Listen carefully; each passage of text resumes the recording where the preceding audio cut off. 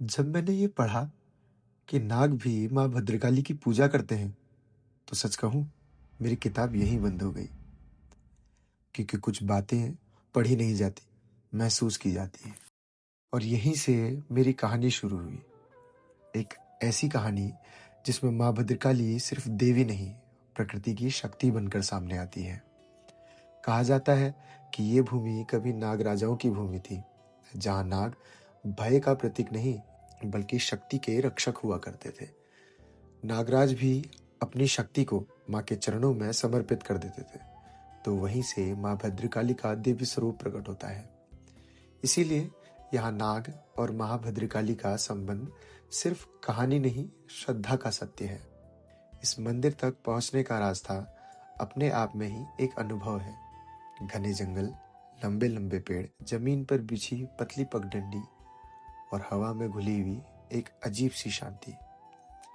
जैसे जैसे हम आगे बढ़ते हैं, सांसारिक शोर पीछे छूट जाता है और मन के अंदर खामोशी ठहर जाती है। ये जंगल सिर्फ सुंदर नहीं, जीवित भी है, जैसे माँ भद्रकाली का आंचल पूरी प्रकृति को ढके हुए हो। और फिर अचानक से सामने आता है माँ का ये अलौकिक मंदिर, जिसे देखते ही मन में एक अनोखी ऊर्जा का संचार होने लगता है। ये मंदिर केवल पूजा का स्थल नहीं, बल्कि आस्था, तपस्या और सदियों पुरानी भक्ति की परंपरा का जीवंत प्रतीक है। कहा जाता है कि सदियों से यहाँ माँ की उपासना होती आ रही है। युग बदलते रहे, समय आगे बढ़ता रहा, लेकिन माँ के प्रति भक्तों की श्रद्धा कभी कम नहीं हुई।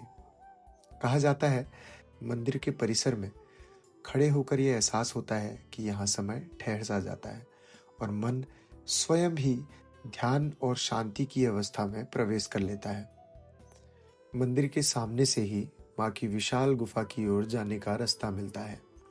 कुछ ही देर चलने के बाद प्रकृति से ढकी हुई, अंधेरे में लिपटी हुई, लेकिन अंदर से आध्यात्मिक रोशनी से भरी हुई ये विशाल गुफा के दर्शन होते हैं। ये गुफा सिर्फ पत्थरों का ढांचा नहीं, ये तप, त्याग और साधना का इतिहास है।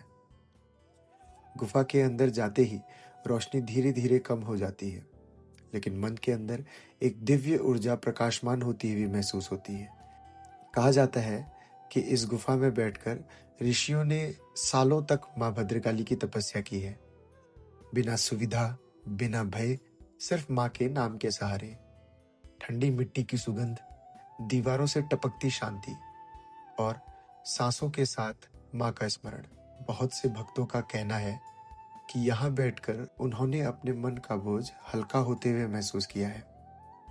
ये गुफा आज भी जिंदा है, क्योंकि आज भी यहाँ विश्वास सांस लेता है। और कहते हैं कि माँ भद्रकाली आज भी रोज ब्रह्म मुहूर्त में आकर यहाँ स्नान किया करती हैं। सुबह के समय जब सूरज की पहली किरण वन और गुफा पर पड़ती है, तो लगता है जैसे माँ भद्रकाली खुद इस स्थान को जगा रही हूँ। पंछियों की आवाज, मंदिर की घंटी और जंगल की हवा, सब मिलकर एक ऐसा अनुभव देते हैं जो शब्दों से परे है। आज भी ये जंगल और गुफा कई रहस्यों को अपने अंदर समेटे हुए हैं। शायद इसीलिए माँ भद्रकाली सिर्फ पूजी नहीं जाती, महसूस की जाती है। और शायद इसीलिए मेरी किताब वहीं बंद हो गई थी, क्योंकि ये कहानी सिर्फ पढ़ने की नहीं, महसूस करने की है।